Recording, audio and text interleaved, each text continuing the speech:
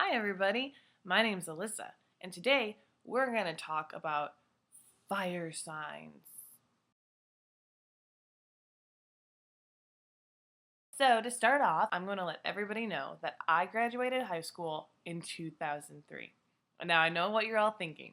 No fucking way. Was this girl 11 years old when she graduated? Anyway, I had to get rid of all the shit that I listened to for the last 4 years, or 5 or 6. I had NSYNC, I had Backstreet Boys, I had Britney Spears. I was a pop culture fucking fiend. But my brother told me that that was stupid and I wasn't gonna get a boyfriend. And I really needed a boyfriend. So I started listening to what we knew then as like indie rock, which now indie rock has definitely evolved. So please don't write anything stupid like you don't even know what indie rock is. I know what fucking indie rock is. Indie rock is rock that is not mainstream, and rock can span a million different things, all right? So just because you think indie rock is something else, don't go fuck with me right now. There are 3 bands that I really loved. They're Muse, Snow Patrol, and The Killers. And in 2003, they came out with their CDs. Muse came out with Absolution, which I believe is their second big one, and then, but my first favorite, then they had Snow Patrol, which re-released Final Straw in 2003, and then we had The Killers, which obviously Hot Fuss, the only Killers CD that was worth its weight in money. My love for these bands and the way that they've kind of evolved for the past fucking 10 years is really like a lot like fire signs. Okay, so if you think of a fire sign is, they're the leaders of the zodiac. And we can break it down to 3 parts. There is a cardinal, a mutable, and a fixed fire sign. So now I'm thinking indie rock circa 2003. We have Muse, Snow Patrol, and The Killers. So where do they fall? Let's go with The Killers first. The Killers had a really fucking great album. And then they didn't have any more. They went out, they did it, and they did it good, and they were one pump chumps. And that, my friends, would be Aries. They don't really think before they do anything. They do one thing, and it's great. Then they're good at a bunch of other things, and they'll try to shove it down your throat, but ultimately that one thing was good. It's really hard for them to recreate that. It's like lightning in a bottle. It only happens once, if it fucking happens at all. Now, Muse has the longevity. Muse basically took itself from what was for a split second indie rock, and it's now in fucking Twilight soundtracks. I mean, Stephenie Meyer listened to Muse when she was writing Twilight. Just saying, Muse can be anything for anybody to be liked, but a Muse is still going to do their own thing, and that is a Leo. A Leo can somehow change everyone's idea of them while maintaining the same. They're totally fixed. They're totally stubborn. They're going to be the same thing. Their music's always going to be the same, but it's always going to be good. And eventually everybody's going to like it. And that is a Leo. The last one being Snow Patrol. Now, Snow Patrol really never really took off. They've had a few singles. Normally you find them on that radio station that your mom listens to. Which is, I mean, it's a shame. Like, Snow Patrol's really good, but Snow Patrol's sad. And I don't even care. Like, even the happy songs make me cry. And that is like a Sagittarius. Sagittariuses are so competitive that they never make it, like, in their own mind to anything that they don't have an end in sight. They just keep winning finish line after finish line after finish line, and it never stops. And their biggest critic is themselves, and it makes me really sad. And Snow Patrol makes me sad, and it never made it. And it only made it to your mom's radio station. And I'm sure I could go see them, like, on a Friday night at Stubbs, where Muse wouldn't even come to Austin. Because Austin isn't the musical capital of the world. The Frank Erwin Center sucks.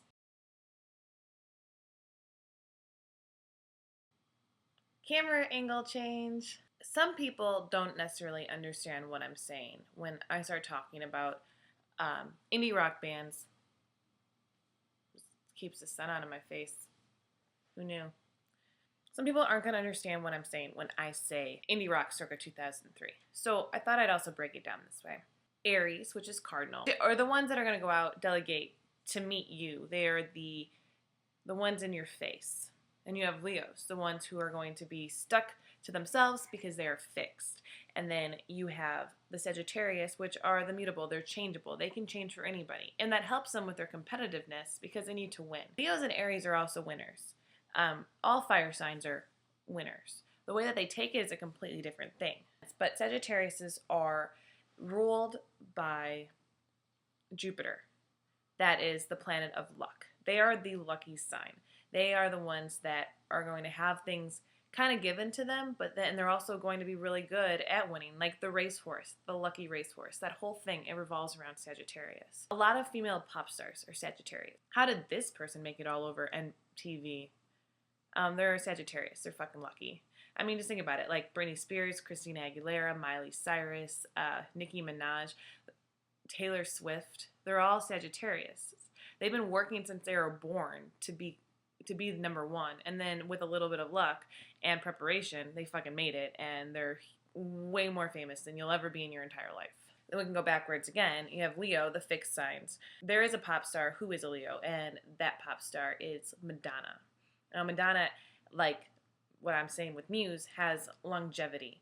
Leos have longevity. They will spend their whole lives being the same person, but somehow manipulating the crowd to like them in different ways, if that makes sense. They're ruled by the sun. Every other planet revolves around them. Eventually, you will have made your own freaking thing around that sun. You will have revolved around it, and you will have found that there's a Leo in your life that you worship, and that's just the way it is. And maybe it's Madonna, and a lot of people worship Madonna. Madonna worships herself. She's a Leo. That's what they do. Going back again, Aries is ruled by Mars. That is the epitome of the fire sign. Mars is a fiery planet. It's in the fire sign. You are pure fire. And because of that, they oftentimes are so hot-headed, and they're very quick to do and very slow to think. They think after they do. And that makes them more of a flash in the pan, because they have so many things going on at one time that it's really hard for them to, connect themselves to one thing and make that good. And, that's why Hot Fuss is Killer's best album. I think they wanted so much to go and do their creative thing, and Brandon Flowers got too, ridiculously full of himself. They were unable to, have another album as great as Hot Fuss. And if you think of a pop star, you got Lady Gaga. Lady Gaga's not a Sagittarius. She's not like the other ones. I think she's desperately afraid of changing that, because if she was all of a sudden to be normal, it would kind of ruin her thing. Think about this. Look at the three major pop stars. Madonna, Lady Gaga, and Britney Spears. Just look at that right there. They're fire signs. You don't find Jessica Simpson in that place, because she's a Cancer. She's a water sign. She's not going to be that leader. She's not going to be the empire of a genre of music. She cannot be that base. But these fire signs can. If you were a fire sign, you were blessed with the ability to lead and the ability to create something. Your differences only make it better for the arts to flourish. If you were all the same, if you were all Muse, I would never have gotten Hot Fuss. And if none of you were Sagittariuses, I would have never felt bad for anybody. Okay, so, Paulo. Okay, so please subscribe to my channel, right? Yeah. Okay. And we put out a new video every Monday, Wednesday, and Friday. Leave a comment, and I'll try to respond and maybe do some stuff that you want to hear.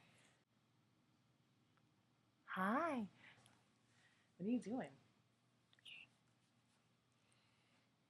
No, you can't do that to my computer.